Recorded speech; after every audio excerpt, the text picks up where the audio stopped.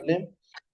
Listo. Estamos de nuevo en conexión con no solamente los que están en el cuarto semestre, sino en este tiempo en el cual vamos a poder comenzar nuevamente la clase con la segunda parte de esta herramientas de estudio, que es la clase número 2. Nos habíamos quedado en la parte de las traducciones y vamos justamente a retomarlos en el mismo. Y vamos a presentar este tiempo delante de nuestro Dios, esperando que estas clases anteriores hayan sido de bendición para ustedes y que les siga aportando muchísimo más conocimiento y sobre todo la práctica necesaria para poderse seguir entrenando para el servicio de nuestro Dios. Así que vamos a orar, vamos a presentar este tiempo y que Él sea tomando el control de la clase, ¿vale? Vamos a orar. Amado Dios Todopoderoso, bendecido eres, Señor, porque nos das la oportunidad de estar aquí nuevamente en una clase más. Damos gracias por tu infinito amor, por tu misericordia, y porque tú nos has alcanzado con el conocimiento que tú nos has querido mostrar, Señor. Y más allá, Señor, de que como dice tu palabra, Señor, que tú das sabiduría a aquel que la pida, nosotros de la misma forma queremos pedirte no solamente la sabiduría, Señor, que es algo muy importante, porque así la pidió Salomón, Señor, pidió un corazón entendido para poder decidir acerca de las cosas. De la misma forma te pedimos que tú nos des ese corazón entendido para poder recibir lo que esta clase está por darnos en este tiempo.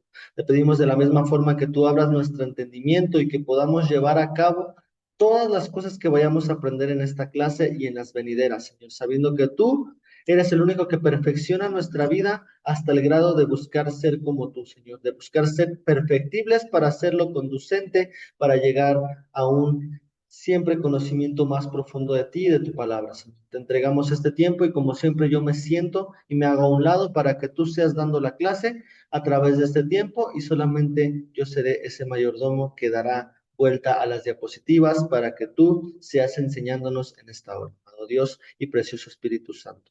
Te agradecemos, te glorificamos con todo nuestro corazón en el nombre de Jesús. Amén y amén. Pues bueno, saludando nuevamente a nuestra hermana Gisela, a nuestro hermano Derek, al pastor Carlos y a Daniela, a nuestra hermanita Daniela, perdóname. Damos la bienvenida y vamos a comenzar nuevamente con el estudio de las traducciones. En este caso vamos a retomar solamente de forma rápida que veíamos que la traducción bíblica es una forma de la transmisión de la palabra de Dios en una lengua distinta de la original. Veíamos que estaba escrita en hebreo, en arameo y en griego. Y entonces siempre vamos a ver que una traducción va a ser fiable cuando el contenido permanezca lo más inalterado posible, o sea, que no tenga ningún cambio en su estructura inicial, ¿no? Entonces vemos que las traducciones van a ser el resultado final de un tiempo largo invertido para la comprensión de un texto con todas las reglas de la hermenéutica elegidas y con los métodos de estudio que mejor le convienen al idioma destino. En este caso, veíamos de la misma forma que en ocasiones los traductores veían no solamente los equivalentes, sino las palabras para unificar las oraciones y que también reproducían el significado de un texto que está expresado de un idioma al otro. Veíamos también que algunos ejemplos de lo que se tiene que traducir de un idioma al otro son los pesos y las medidas, que van a variar tanto en el Antiguo como en el Nuevo Testamento, el vocabulario, las palabras clave en los idiomas para saber cómo se empleaban en aquel tiempo y cómo se van a aplicar al día de hoy, y los eufemismos, que son el evitar una palabra no adecuada para confundir y dar un desarrollo incorrecto a lo que se está hablando en el original. Por eso es que lo que veíamos anteriormente es que tenemos, gracias a Dios, la oportunidad de regresar y de buscar lo que son los escritos en el original para poderlos comparar con nuestra versión de Biblia actual, para saber qué tanto ha cambiado y cómo apegarlo con las propias palabras que están escritas a nuestro tiempo, como las que se quedaron escritas desde un inicio. Entonces, nos habíamos quedado justamente aquí y comenzábamos lo que era la traducción formal. Veíamos que van a haber tres tipos de traducciones. En este caso, la primera de ellas es la traducción formal. Y vemos que este procedimiento de la traducción formal es un intento de reflejar al máximo sobre las características de la lengua original.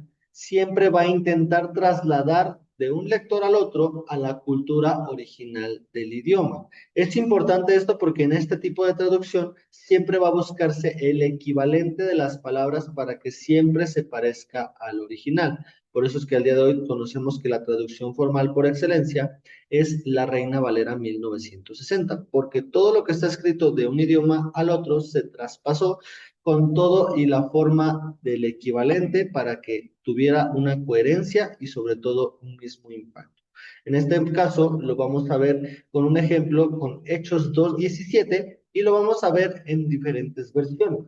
Hechos 2:17, pues regularmente no es un texto que cambie mucho, pero hay algunos textos que si nosotros lo comparamos con versiones, sí llega a cambiar mucho. En este caso, vámonos con Hechos 2:17 y en este caso primero lo vamos a leer en la Reina Valera 1960.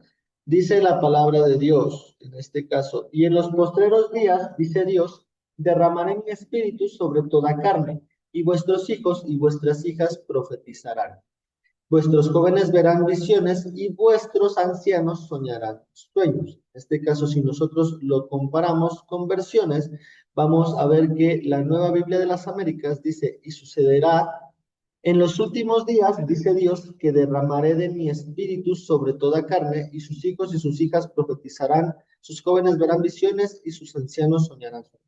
Regularmente no cambia más que el vosotros, ¿no? En este caso, como no está escrita en el castellano, sino está escrita para las Américas, ya no dice y vos, y vuestros o vuestras, en este caso, y sus ancianos y sus jóvenes. Entonces es lo que más cambia de esta versión. Y ahora vámonos a la nueva versión internacional. Quiero que aquí lo lean conmigo. Dice, sucederá que en los últimos días, dice Dios, derramaré mi espíritu sobre todo ser humano. Los hijos y las hijas de ustedes profetizarán, tendrán visiones los jóvenes y sueños los ancianos. En este caso ya no dice vuestros, sino dice los ancianos. ¿Cómo puede cambiar de perspectiva este texto? Pues sí puede llegar a cambiarlo de una forma importante, porque dice nada más, dice, y los jóvenes, los hijos y las hijas de ustedes, o sea, sí, sí va encerrado, pero no nada más dice, tendrán visiones los jóvenes y sueños los ancianos. Aquí prácticamente podríamos entender que dice nada más los jóvenes y los ancianos. Lo encierra desde un inicio como dice, los hijos y las hijas de ustedes, pero nada más se enfoca a los hijos y las hijas de ustedes, pero no dice tendrán visiones los jóvenes y sueños los ancianos. Si nosotros vemos un poquito el contexto de este pasaje, vemos que tiene que ser aquellas personas que están sirviendo a Dios, aquellas personas que están siguiendo lo que es el Evangelio. Si nosotros lo interpretamos de forma textual, vamos a ver que dice los hijos y las hijas de ustedes, pues está bien, ¿no? Pero nada más se tendrán visiones los ancianos, o sea, todos los ancianos van a tenerlo, todos los jóvenes lo van a tener, incluso los que no creen en Jesús, y aquí vemos que sí es un pequeño error que podría cometerse si no está apegado a la cultura y a lo que está reflejado todo el texto en particular. Entonces, no es que sea una desventaja, pero sí podemos compararlo para ver si está bien estructurado o no está bien estructurado o cómo lo podríamos tomar para que sea de la mejor forma posible. Y la última parte, que es la Biblia, Dios habla hoy, vamos a ver qué dice este texto en la Dios habla hoy. La Biblia Dios habla hoy dice en el 2:17. Sucederá que en los últimos días, dice Dios, derramaré mi espíritu sobre toda la humanidad. Los hijos e hijas de ustedes comunicarán mensajes proféticos. Los jóvenes tendrán visiones y los viejos tendrán sueños.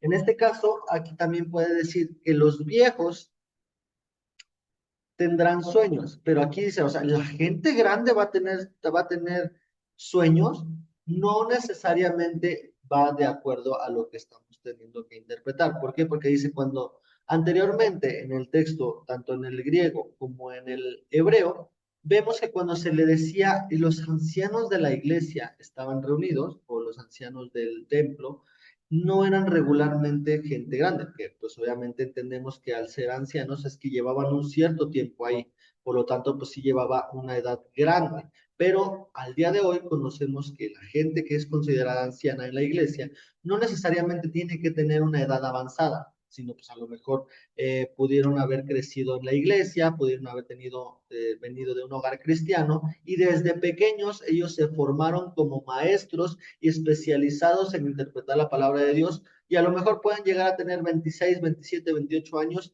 y pueden ya llamarse ancianos porque toda su vida estudiaron la palabra de Dios y al día de hoy son una persona que llevan más de 20 años de experiencia de poder entrenar la palabra de Dios, de poder interpretarla y de poder llevarla a un conocimiento previo y por eso se le puede llamar ancianos, pero aquí en esta versión ya está poniéndole los viejos tendrán sueños. Entonces, aquí como que se va a empezar a, a diferenciar versión con versión, de saber que la traducción formal nos va a llevar a que el original se parezca lo más posible. Por eso es que no todas estas versiones que estamos leyendo se van a pegar a una traducción formal. No se preocupe, pastor, aquí lo esperamos.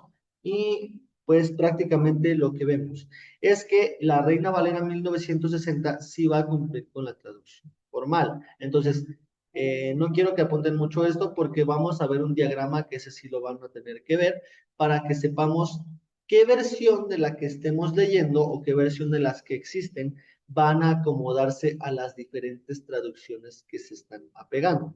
Por lo tanto, hasta aquí vamos a dejar la parte de la traducción formal y nos vamos a seguir nada más enfocando del significado.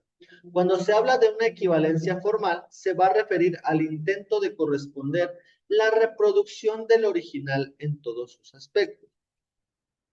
Es decir, a cada uno de los términos que aparecen en las lenguas originales se le va a buscar un equivalente, de manera que a un sustantivo le corresponda un sustantivo, a un verbo, etcétera. Incluso hasta las preposiciones, por eso es que le decía que el vuestro sí tiene mucho que ver en la traducción, porque pues a lo mejor nosotros no lo empleamos, pero en el castellano sí se empleaba y se reproducía justamente de acuerdo a la traducción formal porque a un verbo, un sustantivo, una preposición con una preposición, para que puedan tener esa lectura fluida y correcta de la Biblia.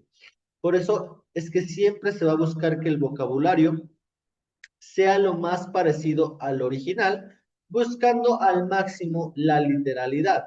La literalidad es que tal cual lo que dice un idioma se diga del otro. Y esto nos da a entender que siempre se va a buscar la comprensión de aquel que lo esté leyendo. Esto es lo más importante porque la traducción formal no va a dejar cabos sueltos y siempre va a dar la interpretación tal cual de un idioma al otro. Entonces, esta es la primera, que es la traducción formal. Y ahora sí nos vamos a ir con la siguiente traducción, que es la traducción interlineal. Para esto se va a tratar de un lugar intermedio entre el texto en las lenguas originales y las traducciones formales o literales. En este caso va a ser como un puente, pero esto va a ser un poquito más apegado al original. No va a ser buscando la formalidad, sino se va a referir a confrontar el texto hebreo o griego o arameo directamente al español. ¿Esto con qué lo vamos a tener como fundamento? Debajo de cada palabra griega o hebrea se va a colocar la palabra correspondiente al español.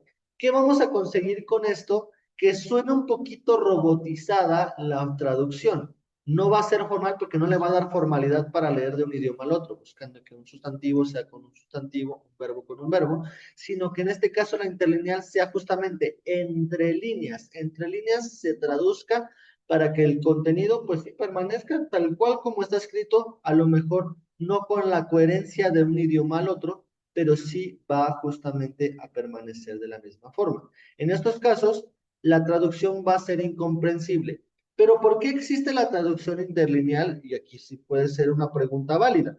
Porque la traducción interlineal no va a dejar pasar ningún detalle del idioma anterior al idioma original. Esta ventaja tenemos, ¿por qué? Porque aquí tal cual vamos a leerlo. Podemos apoyarnos de la traducción interlineal para poder pasar todo, exactamente todo de la Biblia de un idioma al otro, y la traducción formal le va a dar justamente, como lo dice la formal, la formalidad para leerse correctamente. Pero se van a quedar de un idioma al otro con la traducción interlineal los hallazgos de las palabras para que justamente correspondan a la palabra misma que está escrita de un idioma al otro. Y aquí está una pequeña imagen que si nosotros la leímos normalmente, pues este idioma es el hebreo. En este caso, pues no entendemos el hebreo y no podríamos dar, como quien dice, el significado propio, pero en la parte de abajo está su traducción. Entonces, si lo leemos de izquierda a derecha, dice, ser pequeño Efrata, Belén, y tú. En Israel, gobernante para ser, saldrá para mí de ti, Judá, entre miles de. Entonces, está ilegible, ¿no? No lo podríamos entender. Pero lo que podemos ver en la cultura es que las escrituras occidentales regularmente se leen de derecha a izquierda. Por lo tanto, si lo leemos de derecha a izquierda, ya va a tener un poquito más de formalidad para poderlo leer. Entonces, ahora vamos a leerlo de derecha a izquierda. Dice, y tú, Belén, Efrata, pequeño ser. Se está hablando de Efrata, de la ciudad de Efrata, que es un pequeño ser. Entonces, si leemos en la parte de abajo, entre miles de Judá, de ti, para mí, saldrá para ser gobernante en Israel. Ya tenemos un poquito más de lectura correcta, pero aún así no tiene una formalidad, solamente se está traduciendo tal cual lo que es la palabra en el hebreo con la palabra al español. No va a tener una firmeza o una forma comprensible de leerlo, pero está escrito aquí para que justamente cada palabra sea tal cual traducida con el significado en el idioma destino. Y aquí obviamente también entra otra parte. Y sus orígenes desde antes, desde días de antigüedad. Eso también es una parte del escrito anterior. Y justamente como lo veíamos, el texto que se acaba de leer es del hebreo al español. Y ahora aquí vamos a ver un ejemplo del griego al español. Obviamente el texto griego en esta imagen está en la parte de arriba, pero obviamente pues, ya lo sabemos leer, o aquellos que sepan, pues gracias a Dios, porque lo pudieron leer y entender, ¿no? Pero la traducción justamente interlineal va a tratar de traducir palabra por palabra para que justamente incluso en la parte de abajo, cuando dice de, que donde está el puntero, dice y trata de traducir de acuerdo a las preposiciones traducidas del griego. En este caso, de lo van a poner como un artículo en el caso genitivo, que es el contexto, se le va a añadir la preposición de para que sea del. En este caso se va a leer de una forma diferente de acuerdo a las conjunciones y preposiciones que han sido traducidas anteriormente del griego. ¿Para qué? Para darle un poquito más de formalidad. En este caso, no va a ser tal cual formal, pero sí va a ser línea por línea lo que dice. Si nosotros lo leemos, dice la traducción interlineal va a ser del Dios de nosotros y Salvador Jesús Cristo. En este caso, en la Reina Valera 1960, dice de nuestro Dios y Salvador Jesucristo. Si se dan cuenta, la 1960 le da una formalidad mayor para que sea fluida su lectura. Y si nosotros leemos la interlineal, pues leemos como si fuera un robotito, ¿no? Del Dios de nosotros y Salvador Jesucristo. Entonces, toda esta parte lo vamos a hacer de una forma, pues sí, robotizada y de una forma traducida palabra por palabra, pero la traducción interlineal se queda como esta base y fundamento, pues sí llega a tomarse como arqueológico para que de un idioma al otro se traduzca lo más exitoso posible. Entonces se puede apoyar tanto la interlineal como lo que es la formal. Pero bueno, continuamos de la misma forma, del Dios y Jesús, el Señor de nosotros, esa es la traducción interlineal, de Dios y de nuestro Señor Jesús. Y aquí estamos leyendo la interlineal del griego al español de segunda de Pedro 2, del 1 al 2. Entonces, se los voy a leer rápidamente nada más para que lo tengamos como base. Es segunda de Pedro 1, del 1 al 2. Dice, Simón Pedro y siervo y apóstol de Jesucristo, a los que habéis alcanzado por la justicia de nuestro Dios y Salvador Jesucristo. Una fe igualmente preciosa que la nuestra. Gracia y paz os sean multiplicadas en el conocimiento de Dios y de nuestro Señor Jesús. Esta es la última parte que está traducida en esta imagen. En el conocimiento de Dios y de nuestro Señor Jesús. Si de la misma forma leyéramos todo este texto en la traducción interlineal, pues estaríamos leyendo así como robot, pero se queda justamente para que la traducción formal le dé una coherencia mucho mayor. Ahora, una vez terminada la traducción interlineal, que es la explicación, nos vamos a ir por la última, que es, de hecho son cuatro. Entonces, por equivalencia dinámica o funcional. Esta es la tercera traducción que vamos a ver y que pues realmente es como el título lo dice, es de una forma funcional, una forma correcta. Sí está bien que se traduzca de esta forma, pero hay mejores traducciones que al día de hoy podemos tomar. En este caso, la traducción por equivalencia dinámica o funcional es un procedimiento que justamente va a ser el inverso de la equivalencia formal, ya que se pone en primer lugar al receptor actual. Y esto es a lo que tenemos que poner atención, porque el receptor actual va a tener el protagonismo y no la lengua original. Su objetivo se va a encontrar en que el texto va a ser comprensible en la lengua receptor.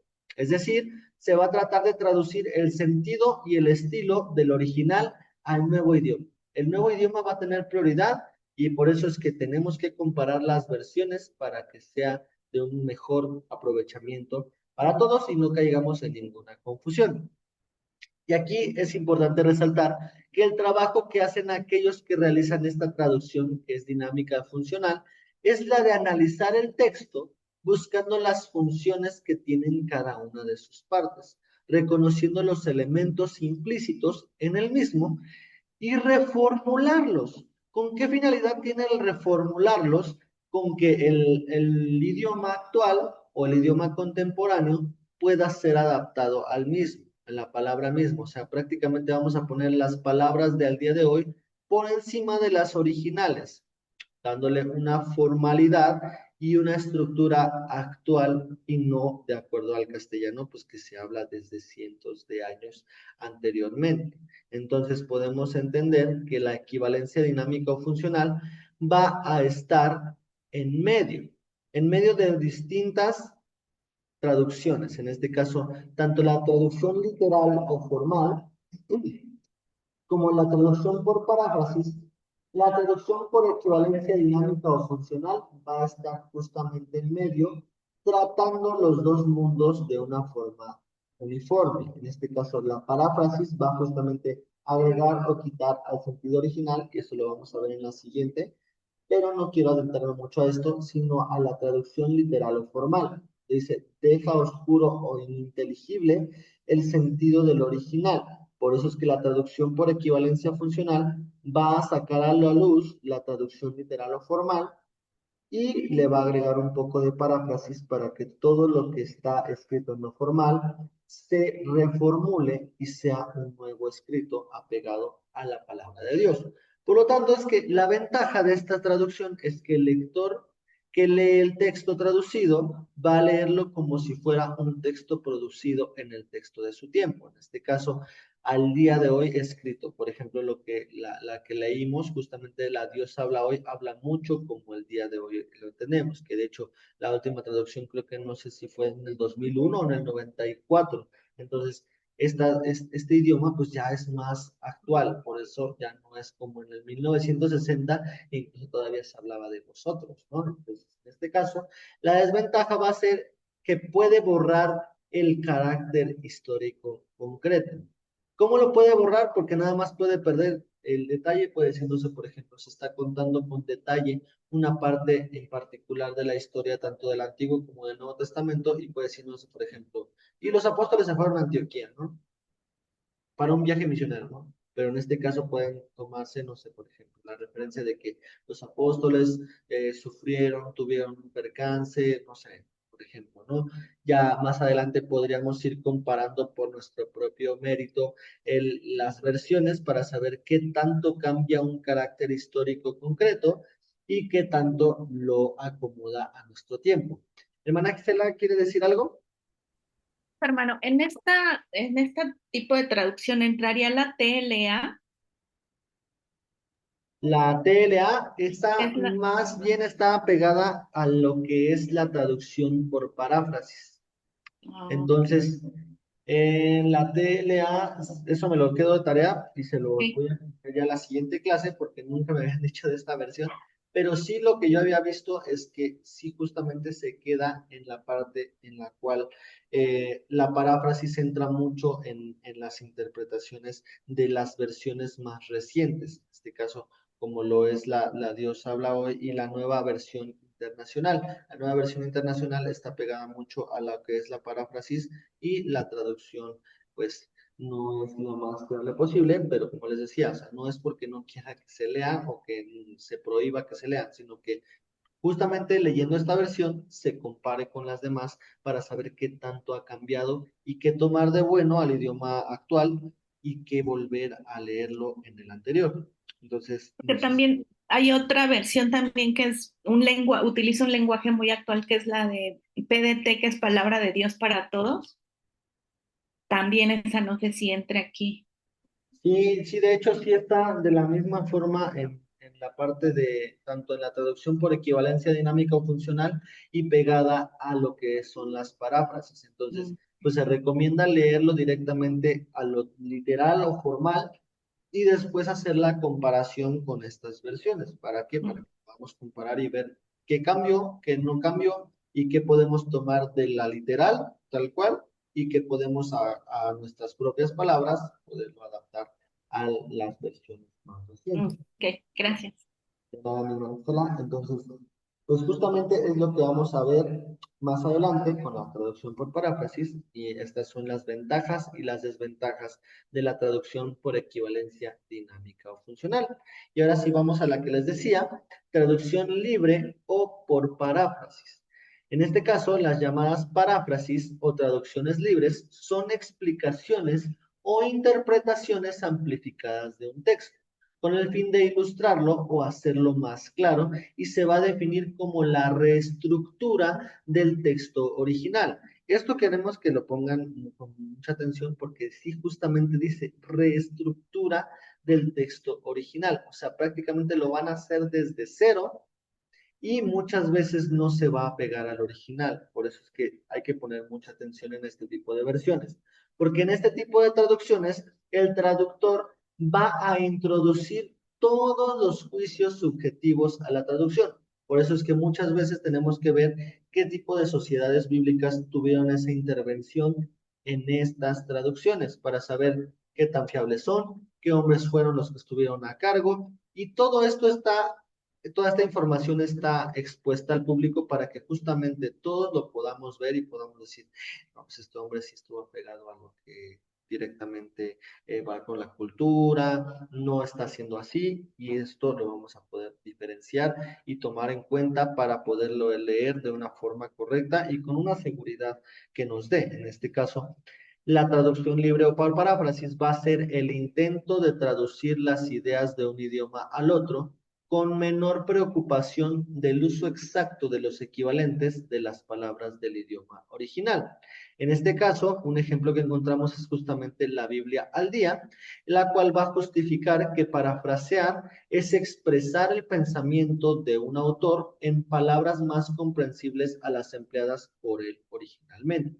En este caso, como les decía, si este tipo de versiones tratan de decir justamente esto de que parafrasear va a ser expresar el pensamiento de un autor, pues hay que ver cómo está la vida del autor, ¿no? Y la biografía de saber qué cosas hizo para el Señor, qué cosas no hizo, qué cosas hizo secularmente, si se enfocó más en su vida personal, en su familia, en su éxito profesional, académico, en este caso, pues por vender estas versiones se hizo millonario, no sé, podamos tomar mil y un formas de investigar a la persona tenemos que justamente ver y no juzgar, sino de la misma forma tratar de ser objetivos para poder llevar a cabo la investigación correspondiente y saber si esta versión que vamos a leer me va a convenir o no me va a convenir. Entonces, en este caso, los tipos de traducciones van a estar justamente plasmados en este diagrama. Nos faltan más versiones, como lo decía nuestra hermana Gisela, eso me la dejo de tarea para saber qué tipo de equivalencias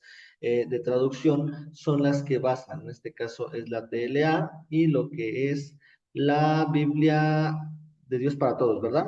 En este caso son las dos versiones que nos quedamos pendientes, Palabra de Dios pero para todos. Ajá, la Biblia de Dios para todos. Entonces, muchas gracias, Marcela. Entonces, aquí vamos a ver en la tabla, vamos a ver tanto el tipo de traducción como las interlineales y saber qué equivalencias son las que vamos a estar manejando para saber cuáles son las que al día de hoy se quedan en la parte importante o la parte que necesitaremos ver. En este caso, en el tipo de traducción vamos a ver tanto el propósito y las traducciones disponibles que anteriormente se habían leído. Con esta parte vamos a hacerlo un poquito más extenso para que las demás versiones que vimos vayan dentro de este diagrama pronto. En este caso, las interlineales del Antiguo al Nuevo Testamento, la equivalencia formal, su propósito va a ser, como lo veíamos ya en las diapositivas anteriores, reflejar al máximo las características de la lengua original. Va a tener énfasis en el hebreo y en el griego. Y para esto la equivalencia formal está dentro totalmente la Reina Valera 1960 y 1995, la Reina Valera contemporánea y la Biblia de las Américas. En este caso la equivalencia formal está 100% y por eso muy pocas cosas cambian del original a estas traducciones. En este caso, vámonos directamente con la equivalencia funcional, porque aquí comparte tanto con la equivalencia formal lo que es la nueva versión internacional. La nueva versión internacional toma lo bueno de los dos. En este caso, la equivalencia funcional es transformar el texto para que el lector se encuentre en condiciones semejantes de aquellas en las que se hallaban los destinatarios originales. Va a hacer énfasis directamente en el castellano.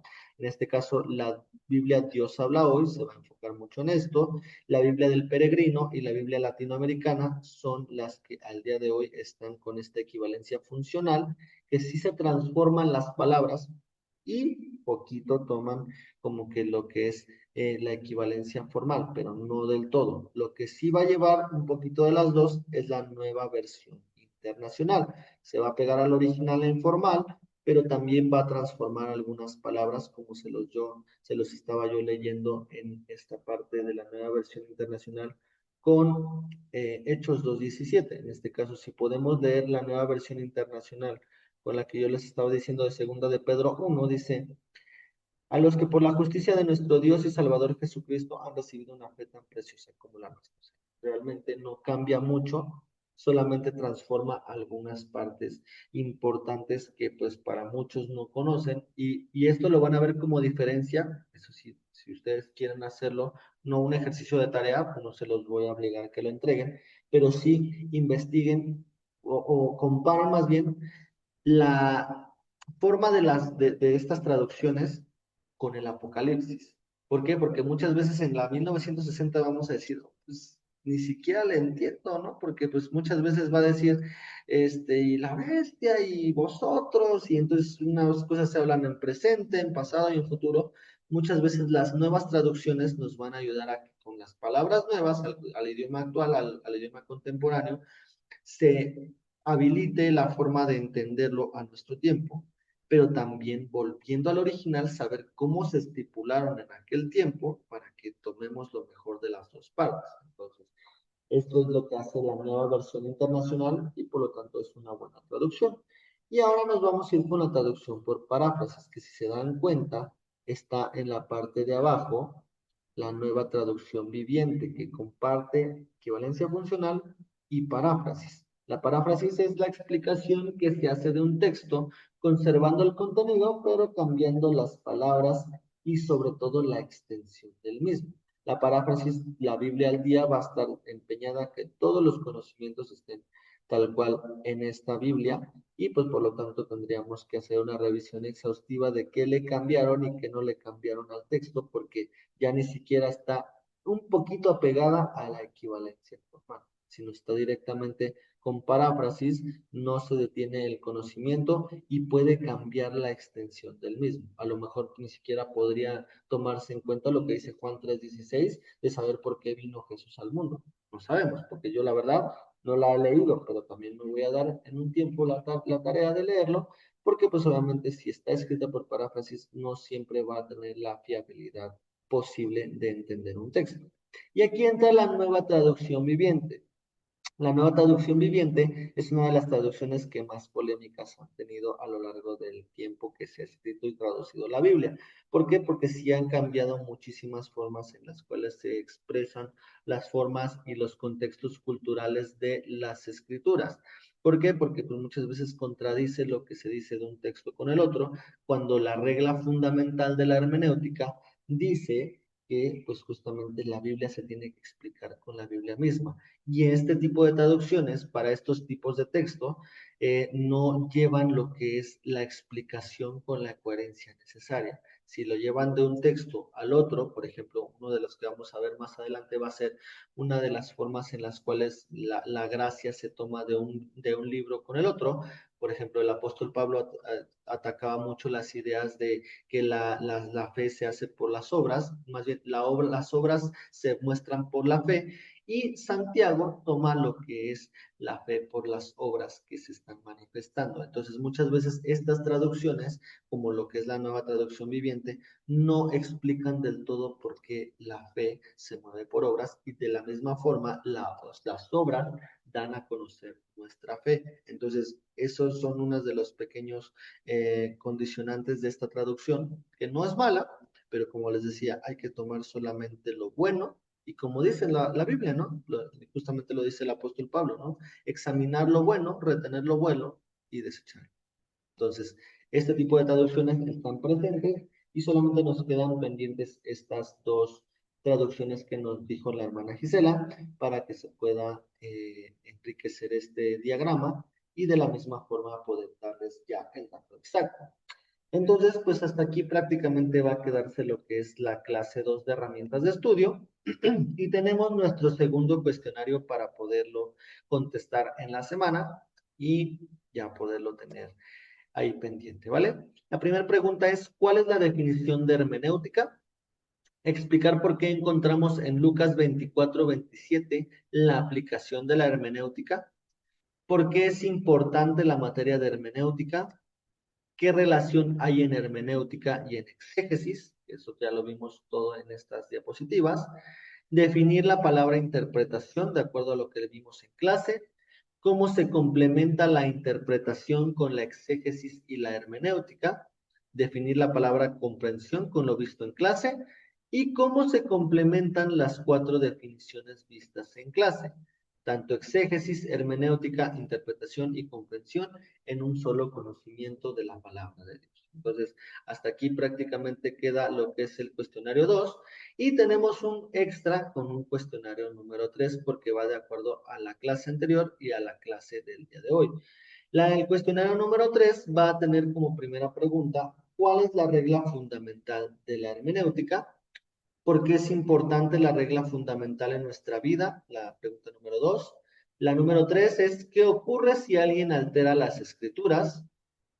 4. ¿Qué es una herramienta de estudio? 5. ¿Cuáles herramientas de estudio bíblico existen? Y pues prácticamente es todo lo que vamos a ver en estos tres cuestionarios. Ya llevamos uno, que todavía me faltan revisar algunos de los cuestionarios que me han enviado, pero ya contesté con algunos de ustedes, pero ya en este fin de semana voy a estarme tomando el tiempo para poderlo contestar. Y si llegan a tener alguna duda de las preguntas, por favor, háganmelo saber sin ningún inconveniente. Y también me quedo yo de tarea con ustedes el poder tener estas traducciones para saber a qué tipo de traducciones están ligadas, ¿no? Ya sea formal, en este caso la de paráfrasis o dinámica. ¿Vale? Entonces, cualquier cosa que tengan como duda, por favor háganmela saber, estoy para servirles y pues me despido de ustedes para que tengan un excelente sábado y lo que viene del domingo y nos vemos primeramente Dios el siguiente sábado, ¿vale? Que Dios me los bendiga. Tengo una pregunta. Nos ¿Y vemos. cómo lo vamos a entregar? Derek, lo puedes entregar ya sea por WhatsApp. No sé si lo quieran entregar en mensaje, lo quieran entregar como un documento en Word y en un momento más les envío mi correo para que puedan mandármelo si necesitan enviarlo por correo, ¿vale? Entonces, ahí se los estaré haciendo llegar y estoy ahí para servir, ¿vale? Cuídense mucho, que Dios me los bendiga y bendecido fin de semana.